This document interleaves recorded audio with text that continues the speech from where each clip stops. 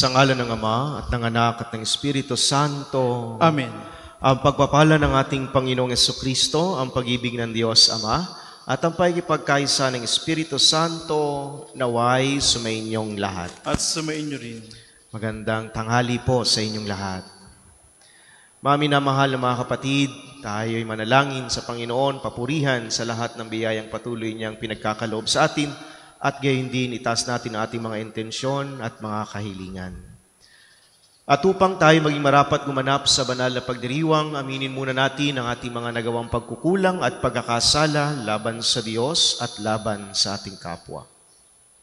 Sabay-sabay po nating sabihin, inaamin ko sa makapangyarihang Diyos at sa inyo mga kapatid na lubha akong nagkasala sa isip, sa salita at sa gawa, at sa aking pagkukulang, kaya sinasama ko sa mahal na Birheng Maria, sa lahat ng mga anghel at mga banal, at sa inyo mga kapatid na ako'y panalangin sa Panginoong ating Diyos.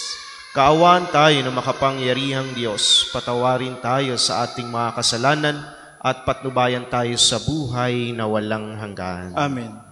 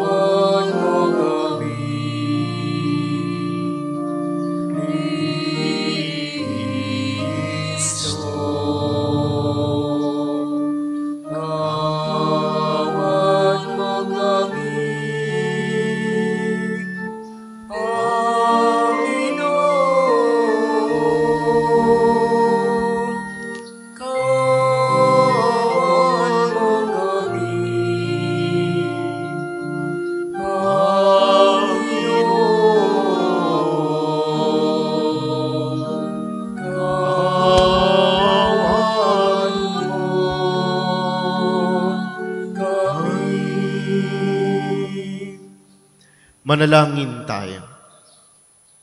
Ama naming makapangyarihan, kaming mga tinubos mo at kinukop ay tunghayan mo ngayon sa iyong kagandahang loob upang sa pagsampalataya sa anak mong si Kristo, makamtan ang kalayaan at pamana sa piling mo sa pamagitan niya kasama ng Espiritu Santo magpasawalang hanggan. Amen.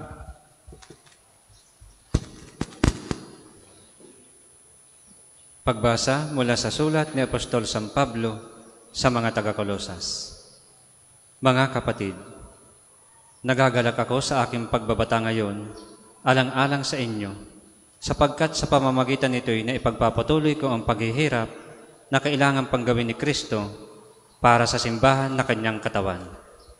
Ako'y naging lingkod nito nang hirangin ako ng Diyos upang ipahayag sa inyo ang kanyang salita. Hinirang niya ako upang lubusang ihayag sa inyo ang hiwaga na mahabang panahong nalihim sa maraming salit-saling lahi, ngunit ngayon inihayag sa kanyang mga anak. Inibig ng Diyos na ihayag sa lahat ng tao ang dakila at kamanghamanghang hiwagang ito. Ito ang hiwaga. Iyan ang dahilan kung bakit namin ipinapangangaral si Kristo. Pinaalalahan na namin ang lahat at buong linaw na tinuturoan ayon sa aming makakaya, upang maiharap namin sa Diyos ang bawat isa, sakdal at walang kapintasan, dahil sa pakikipag-isa kay Kristo. Dahil dito, ako'y nagpupunyagi sa pamamagitan ng kapangyarihang kaloob sa akin ni Kristo. Ibig kong malaman ninyo kung gaano kalaki ang pagsisikap ko para sa inyo. Gayon din sa mga taga-Laodicea, at sa lahat ng hindi pa nakakakita sa akin na mukhaan. Ginagawa ko ito upang lumakas ang kanilang loob at mabuklod sila sa pag-ibig. Sa gayon, magkakaroon sila ng ganap na pagkaunawang bunga ng tunay na pagkakakilala kay Kristo na siyang hiwaga ng Diyos. Sa Kanya natatago ang masaganang karunungan at kaalaman ng Diyos. Ang salita ng Diyos. Salamat sa Diyos.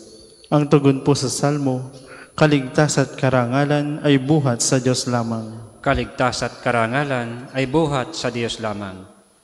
Tanging sa Diyos lang ako umaasa. Ang aking pag-asa ay tanging nasa Kanya.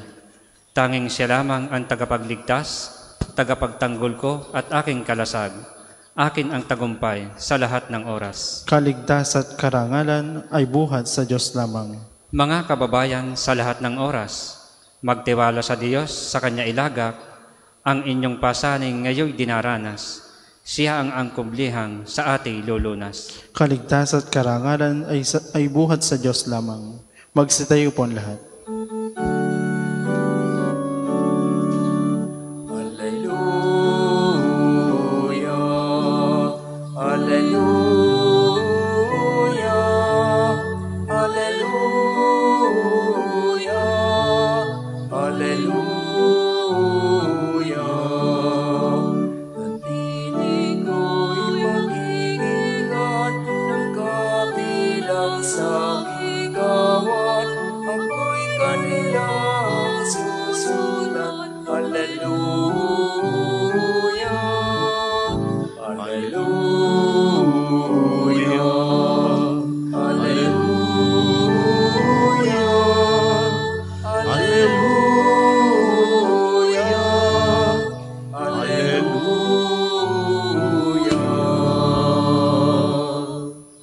Sumainyo ang Panginoon At sumainyo rin. ang mabuting balita ng Panginoon ayon kay San Lucas. Papuri sa iyo, Panginoon.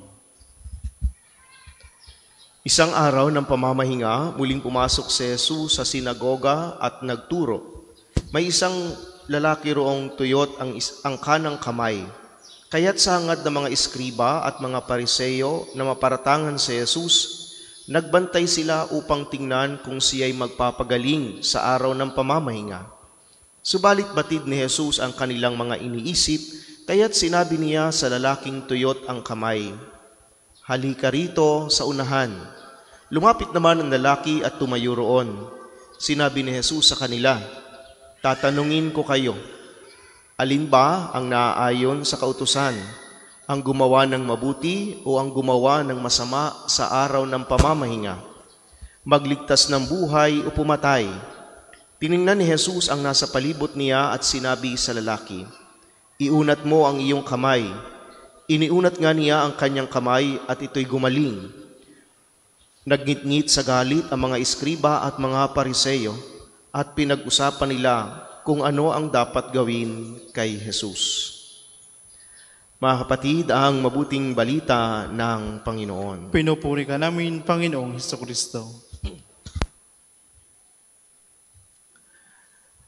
Lipoy, magandang tanghali sa inyong lahat.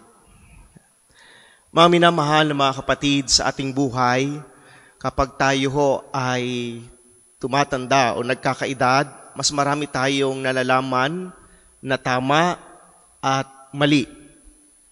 Mas nagiging malawak ang ating pangunawa kung ano nga ba ang tama at ano ang mali. Pero bakit pag minsan, alam naman natin kung ano ang tama, pero bakit hindi yon ang ating ginagawa? Sa ating mabuting balita, napakinggan natin, nagtanong si Jesus sa mga pariseyo at mga eskriba, mga dalubhasa sa kautusan. Memoryado ho nila ang batas. Alam nila ang tama, alam nila ang mali. Pero sa ating mabuting balita, napakinggan natin, hindi sila umimik. Nagwalang kibo ang mga pariseyo at mga eskriba. At yan din ang tinatanong sa atin ng Diyos. Alin ang mabuti? Ang gumawa ng masama o gumawa ng mabuti? At alam ko namang isasagot natin, syempre ho, gumawa ng mabuti. Pero bakit nga ho? Pag minsan, alam natin ang dapat nating gawin, alam natin ang tama, pero hindi yon ang pinipili nating gawin.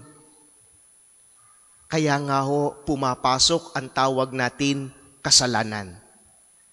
Isang bagay na alam mong mali, pero patuloy mong ginagawa, yun ang kasalanan. Mga minamahal na mga kapatid, patuloy sana nating pagnilayan yung tanong sa atin ng Diyos. Alin ang mas maganda? Alin ang mas mabuti? Ang gumawa ng mabubuting bagay o ang gumawa ng masama? Siyasatin po natin, tingnan po natin ang ating sarili. Baka alam naman natin na kung ano ang tama, bakit hindi natin gawin? Bakit alam nating mali, pero patuloy nating ginagawa?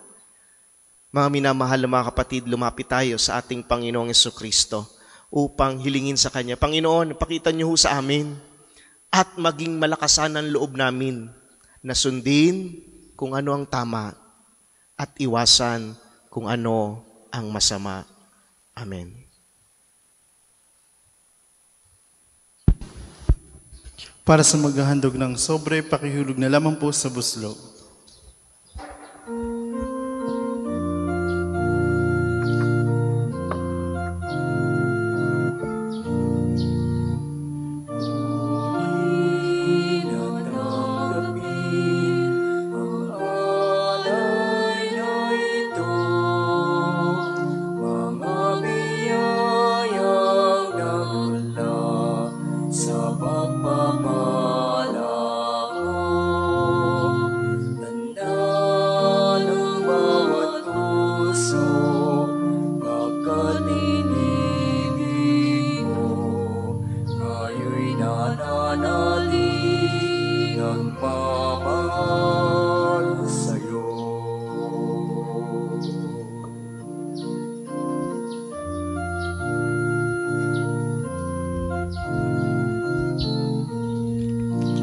Magsitayo po lahat. Manalangin kayo mga kapatid upang ang paghahain natin ay kalugdan ng Diyos amang mahapangyarihan. Tanggapin nawa ng Panginoon itong paghahain sa iyong mga kamay, sa kapurihan niya at karangalan, sa ating kapakinabangan at sa buong sambayan niyang banal. Ama naming lumikha, ikaw ang gumagawa ng wagas na katapatan at kapayapaan.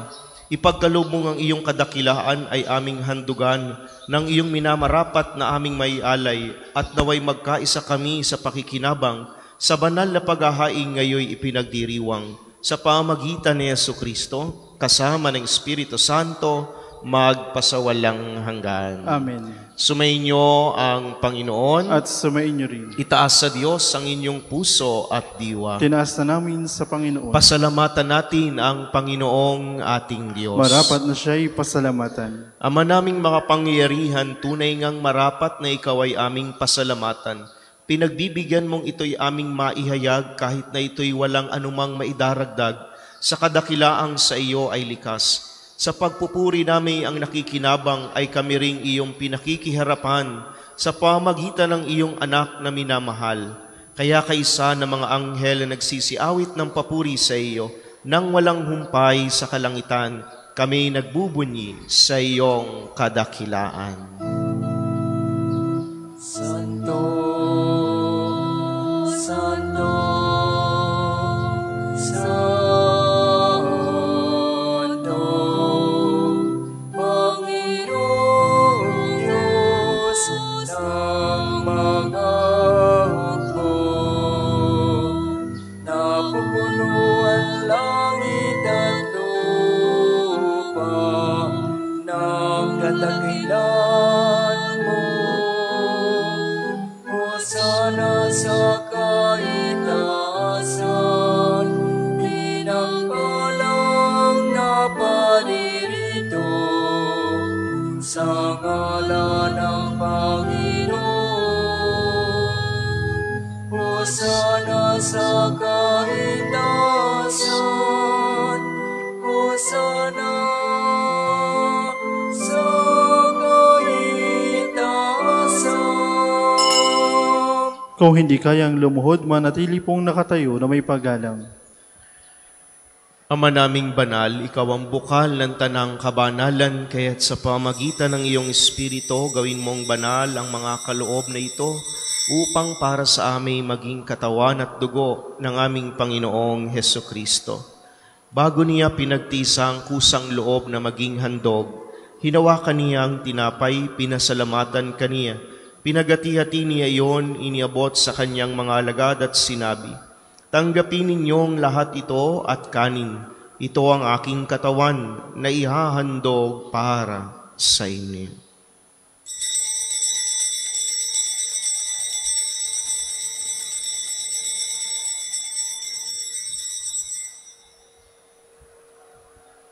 Gayon din naman noong matapos ang hapunan, hinawakan niyang kalis, muli kaniyang pinasalamatan. Iniabot niyang kalis sa kaniyang mga alagad at sinabi, "Tanggapin ninyong lahat ito at inumin. Ito ang kalis ng aking dugo, ng bago at walang hanggang tipan. Ang aking dugo na ibubuhos para sa inyo at para sa lahat. Sa ikapagpapatawad ng mga kasalanan, gawin ninyo ito sa pag-alala sa akin."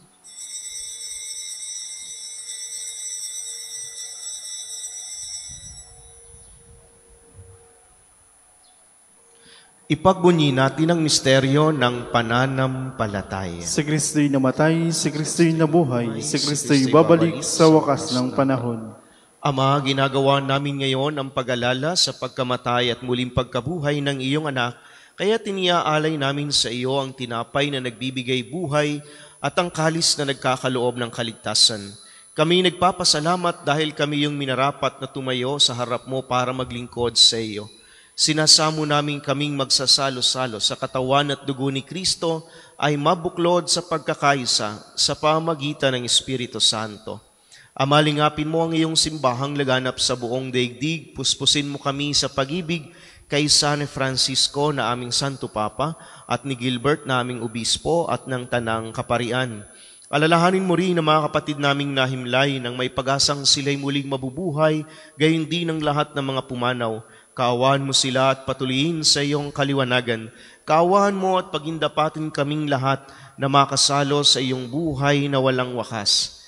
Kaisa ng mahal na Birheng Maria na ina ng Diyos, ni San Jose na kanyang kalinis-linisang esposo, kaisa ng mga apostol at ng lahat ng mga banal na namuhay dito sa daigdig ng kalugod-lugod sa iyo, may pagdiwang nawa namin ang pagpupuri sa ikararangal mo sa pamagitan ng iyong anak, na aming Panginoong Hesukristo. Sa pamamagitan ni Kristo, kasama niya at sa Kaniya, ang lahat ng parangal at papuri ay sa iyo, Diyos amang makapangyarihan, kasama ng Espiritu Santo, magpasawalang hanggan. Amen, amen, amen.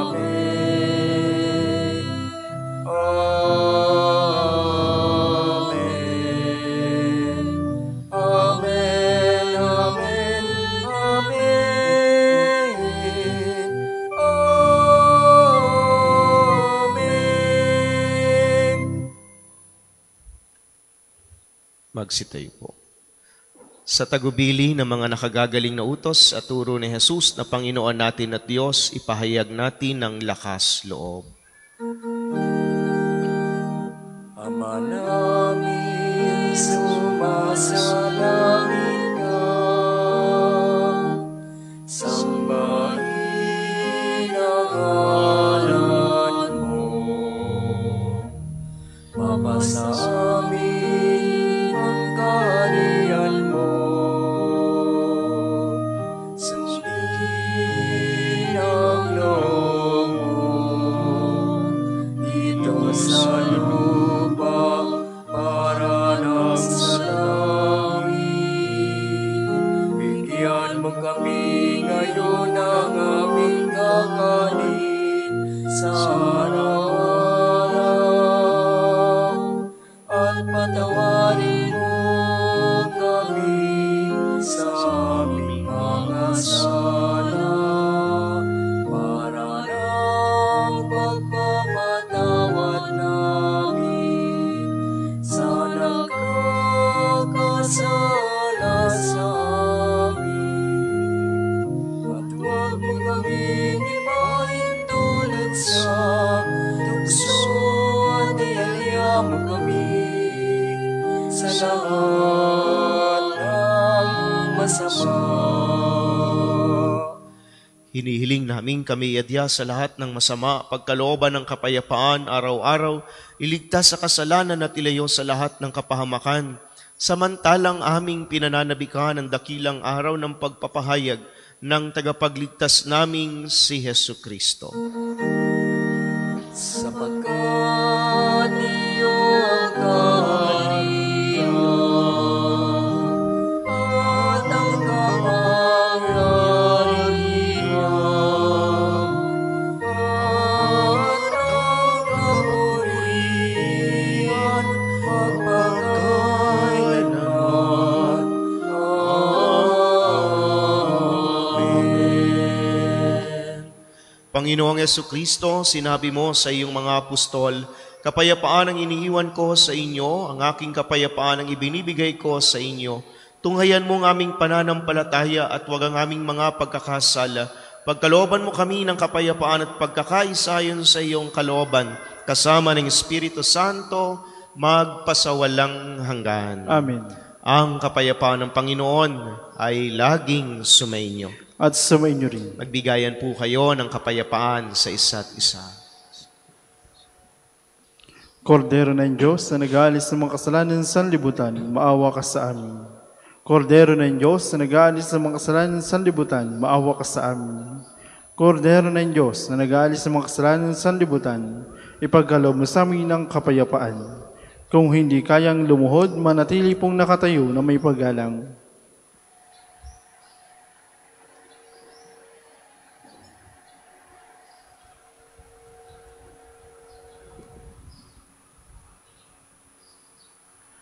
Mga kapatid, ito ang kordero ng Diyos. Ito nagalis na mga kasalanan ng sanlibutan. Mapalad ang mga inanyayahan sa kaniyang piging. Panginoon, hindi ako karapat-dapat na magpatuloy sa iyo. Ngunit isang salita mo lamang ay gagaling na ako.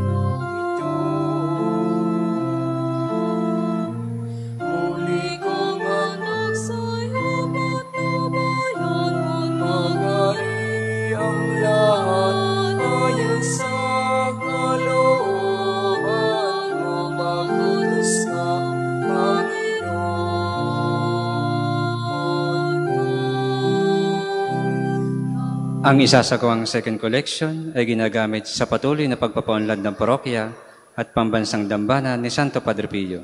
Salamat po sa inyong handog.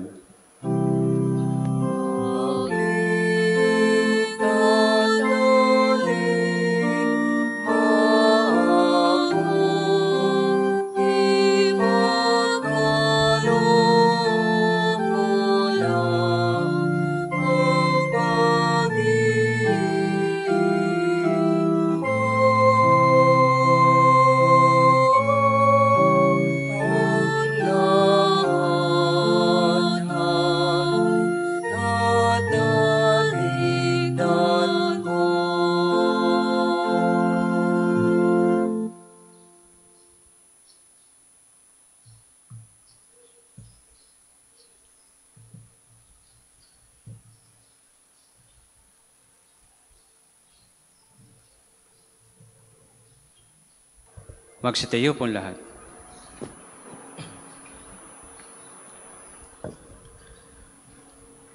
Manalangin tayo.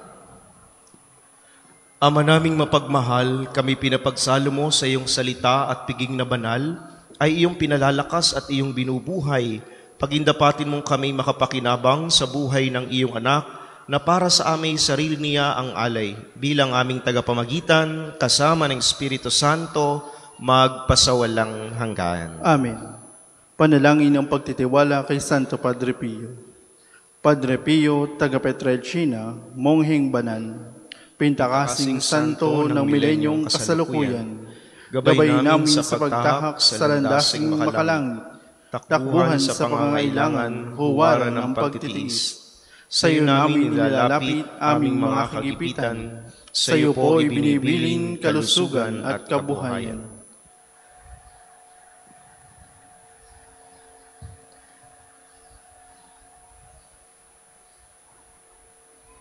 Di man karapat-dapat, Kami po ay pagbigyan, bendisyonan at basbasan, maging ganap sa buhay. Lumayo nawa kami, umiwas sa kasalanan. Lumapit lagi sa Diyos, maging matatag at matibay. Sa mabuting balita ng pagliligtas, turuan mo kami nawa. Sa tuwina ay makinig, maglay at sumampalataya. Amin pong pakiusap itong mga kahilingan.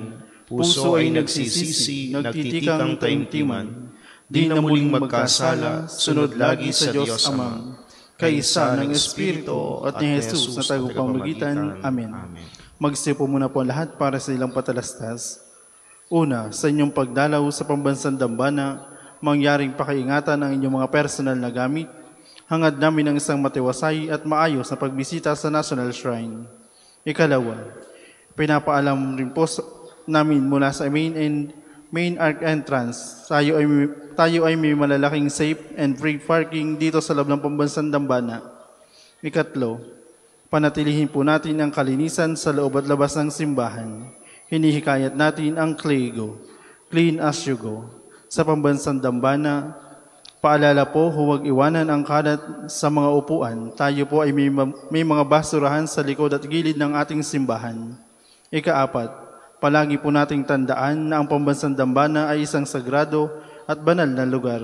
Mangyaring sa pagbisita natin dito ay sundin ang mga tama at angkop na kasuotan, tanda ng pagsamba at pagbibigay galang sa ating Panginoon. Ikalima, sa darating pong 14 ng Setyembre ay sisimulan natin ang Misa Novena sa karangalan ni Santo Padre Pio. Mangyaring magabayan po tayo ng mga gawaing nakapost sa ating FB page at sa mga tarpaulin na nasa paligid ng dambana. Kaugnay po nito, kami ay kumakatok sa may mga mabubuting puso, may mabubuting loob at humihingi ng inyong tulong pinansyal na ating ilalaan sa pagkain ng mga pari at mga tagapaglingkod sa bawat araw ng nobena. Makipag-ugnayan lamang po kayo sa opisina o sa pamisan. Maraming salamat po. Ang susunod pong misa ay sa ganap na 2:00 ng hapon. Maraming salamat po at mangyaring panatilihin natin ang kalinisan, katahimikan at diwa ng pananalangin sa loob at labas ng ating simbahan. Magsitayo na po lahat para sa pagbabasbas ng religious articles. Mga kapatid, manalangin tayo sa Diyos Amang Makapangyarihan upang tayo maging kawangis ni Kristo sa taimtim na pagdalangin sa tulong ng mga larawan at mga dasalan. O Panginoong Diyos, Ikaw ang bukal ng lahat ng pagpapala at biyaya. Ibuhos mo ang iyong bendisyon sa mga gamit na ito sa pananalangin, mga rosaryo, imahen, dasalan na nagpapaalala ng iyong kabutihan, kabanalan at pagmamahal sa amin, upang lahat na dumulog at magdasal gamit ang mga ito ay magtamo ng iyong awa at biyaya. Loobin mong tularan nila ang kabanalan at aral ng Panginoon at ng mga santo, magpasawalang hanggan. Amen. Ama namin, sumasalangit ka, sambahin ang ngalan mo. Mapasa amin ang kaharian mo, sundin ang loob mo dito sa lupa para rin sa langit. Bigyan mo kami ngayon ng aming kakanin sa araw-araw, at patawarin mo kami sa aming mga sala, para ng pagpapatawad namin sa nagkakasala sa amin. At huwag mo kami pahintulo sa tukso, at iadya mo kami sa lahat ng masama. Amen. Aba, Ginoong Maria, napupuno ka ng grasya. Ang Panginoong Diyos ay sumasa iyo. Bukod kang pinagpala sa babaeng lahat, at pinagpala naman ang iyong anak sa Jesus. Santa Maria, Ina ng Diyos, ipanalangin mo kayong makasalanan, ngayon at kung kami mamatay. Amen. Aba, Ginoong Maria, napupuno ka ng grasya. Ang Panginoong Diyos ay sumasa iyo. Bukod kang pinagpala sa babaeng lahat, at pinagpala naman ang iyong anak sa Jesus. Santa Maria, Ina ng Diyos, ipanalangin mo kayong makasalanan, ngayon at kung kami mamatay. Amen. Luwalhati sa Ama, sa Anak, at sa Espiritu Santo, kaparanong sa una, ngayon, at magpakailanman, magpasawalang hanggan. Amen. Ama namin, sumasalangit ka, sambahin ang ngalan mo.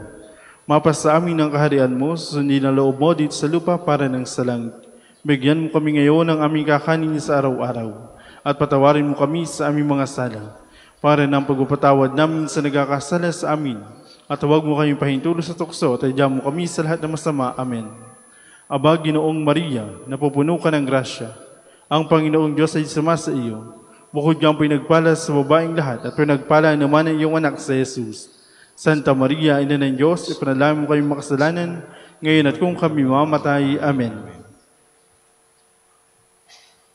Sumainyo ang Panginoon, At sumainyo rin. at pagpalain kayong lahat ng makapangyarihang Diyos Ama at Anak at Espiritu Santo. Amen. Tapos ng ating banal na misa, humayo kayong mapayapa. Salamat sa Salamat Diyos. sa Diyos.